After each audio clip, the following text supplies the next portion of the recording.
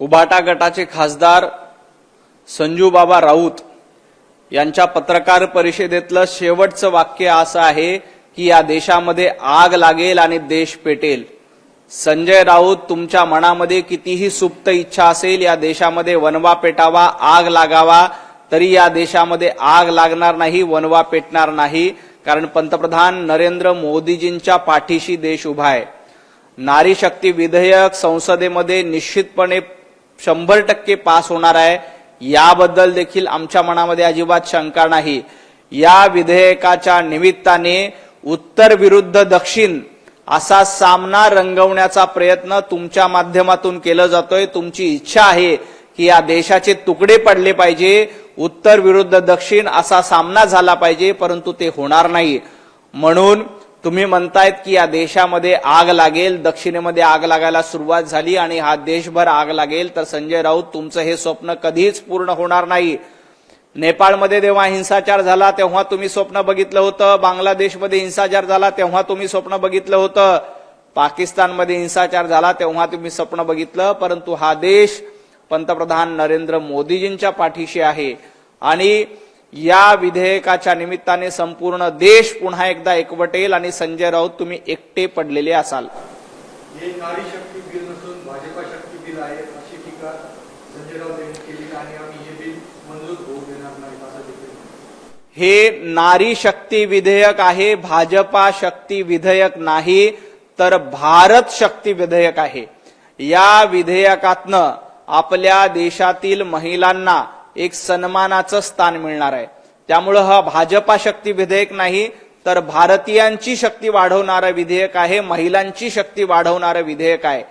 महिलांना लोकसभेमध्ये 33% आरक्षण मिळणार आहे आणि या निमित्ताने ज्या पद्धतीनं स्थानिक स्वराज्य संस्थांमध्ये महिला आपलं कर्तबगारी दाखवून देतात, अगदी तशाच पद्धतीनं आता संसदेमध्ये, लोकसभेमध्ये देखील महिला आपल्या कर्तृत्वानं आपला झेंडा उंचावू शकतील।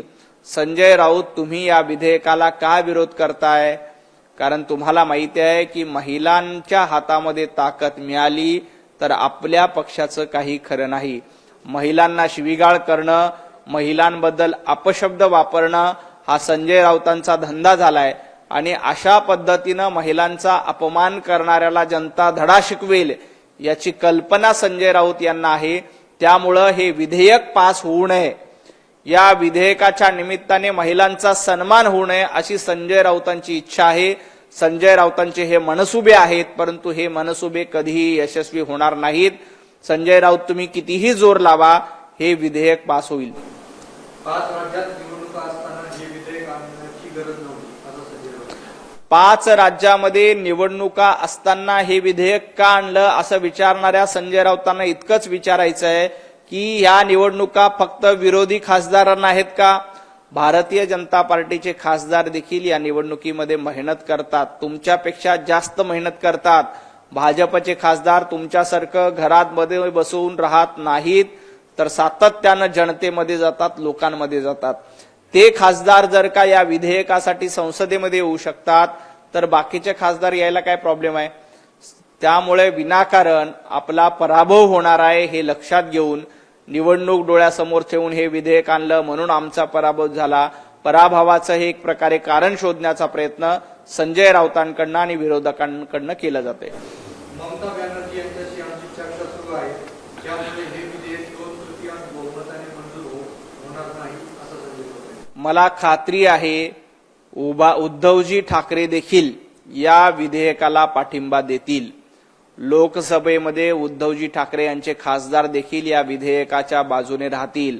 संजय राऊत, लक्षात ठेवा, काँग्रेस असेल, विरोधक असेल, हे सगळे लोक या विधेयकाच्या बाजूने उभे राहतील आणि विधेयकाचं समर्थन करतील, कारण आपण महिला शक्तींना वंदन करण्यासाठीच हे विधेयक आणलंय। या विधेयकाच्या निमित्ताने महिलांना त्यांचे हक्क मिळणार आहेत, महिलांना संसदेमध्ये 33% प्रतिनिधित्व मिळणार आहे। त्यामुळे उद्धवजी ठाकरे आणि त्यांचा पक्ष देखील या विधेयकाला पाठिंबा देतील, काँग्रेस देखील या विधेयकाच्या समर्थनात भूमिका घेईल। संजय राऊत, आज लिहून घ्या, तुम्ही या विधेयकाच्या निमित्ताने पुन्हा एकदा तोंडावर आपटणार आहात, कारण तुमची कितीही इच्छा असेल की हे विधेयक पारित होऊ नये आणि या विधेयकाच्या निमित्ताने आपले मनसुबे पूर्ण करण्याची संजय राऊतांची इच्छा असेल, परंतु ती इच्छा पूर्ण होणार नाही. जनता, विरोधी खासदार हे सगळे या विधेयकाच्या बाजूने समर्थनात उभे राहतील. मतदानातून हे बिल पार्ट जाईल. 362 ते 364 मत असल्याशिवाय हे बिल मंजूर होणार नाही असं संजय राऊत म्हणाले. मतदान होऊ द्या. संसदेमध्ये 2 दिवस चर्चा होईल. या चर्चेच्या निमित्ताने सर्व विरोधकांच्या शंका कुशंका दूर करण्याचं काम हे केंद्रीय गृहमंत्री अमित शहा, पंतप्रधान नरेंद्र मोदींच्या माध्यमातून केलं जाईल. आणि एकदा ही भाषणं झाल्यानंतर विरोधकांच्याही लक्षात येईल की या विधेयकामुळे कशा पद्धतीने फायदा होईल. हा कुठला राजकीय अजेंडा नाहीये. राजकीय अजेंडा चालवण्यासाठी आपल्याकडे 365 दिवस शिल्लक आहेत. हा राजकीय अजेंड्याचा दिवस नाही, तर हा महिलांच्या सन्मानाचा अजेंडा आहे, महिलांच्या स्वाभिमानाचा अजेंडा आहे, महिलांच्या प्रतिनिधित्वाचा अजेंडा आहे. आणि त्यामुळं हा कुठल्या राजकीय पक्षाचा अजेंडा नाही. हा सर्वसामान्य महिलांना न्याय देण्यासाठीचं विधेयक आहे. आणि या विधेयक संजय राऊत तुमची किती इच्छा असली तरी हे विधेयक 100% पारित होणार आहे. काँग्रेसचे खासदार असतील, तृणमूलचे खासदार असतील, स्वतः उबाटाचे खासदार असतील, पवार साहेबांच्या पक्षाचे खासदार असतील, हे सगळेजण याच्या समर्थनामध्ये निश्चितपणे भूमिका घेतील. याच्यामध्ये अजिबात शंका नाही. राहिला प्रश्न डिलिमिटेशनचा, तर डिलिमिटेशन हे घटनेच्या तरतुदीनुसार दर 30 वर्षानुसार होतं. त्या तरतुदीनुसारच डिलिमिटेशनचा निर्णय होणार आहे. आणि या डिलिमिटेशन बद्दल संजय राऊत सातत्यानं शंका उपस्थित करतात की मतदारसंघ असे फोडले जातील, तसे फोडले जातील. अहो संजय राऊत, तुम्हाला स्वतःचा मतदारसंघ नाही. आपल्या संपूर्ण हयातीमध्ये साध्या महापालिकेच्या प्रभागामध्ये तुम्ही निवडणूक लढली नाही. ना विधानसभेची कधी निवडणूक लढली, ना लोकसभेची निवडणूक लढली. त्यामुळे तुम्ही मतदारसंघाची चिंता करू नका. ना उद्धवजी ठाकरे आजपर्यंत लोकसभेची निवडणूक लढले, त्यामुळे उद्धवजी ठाकरेंनाही लोकसभेच्या निवडणुकीची किंवा डिलिमिटेशनची चर्चा करायची गरज नाही. त्यामुळे त्यांनी डिलिमिटेशनची चिंता करू नये. भाजपला लोकशाहीत महिलांचा सहभाग वाढवायचा आहे, पण तृणमूलच्या महिला खासदारांना तुम्ही येथे येण्यापासून रोखलं, हे कारस्थान साकार करते अशी टीका संजय राऊत. कुठल्याही खासदारांना संसदेमध्ये येण्यापासून कुणीही रोखू शकत नाही. हे बेसिक नॉलेज संजय राऊतांकडे नाही का? संजय राऊत आपली उचलली जीभ लावली टाळ्याला, मनाला येईल ती वायफळ बडबड करण्याचा धंदा तुमचा मागच्या 4-5 वर्षांपासून सुरू आहे. आपल्याला तोंडाला येईल ते बोलायचं.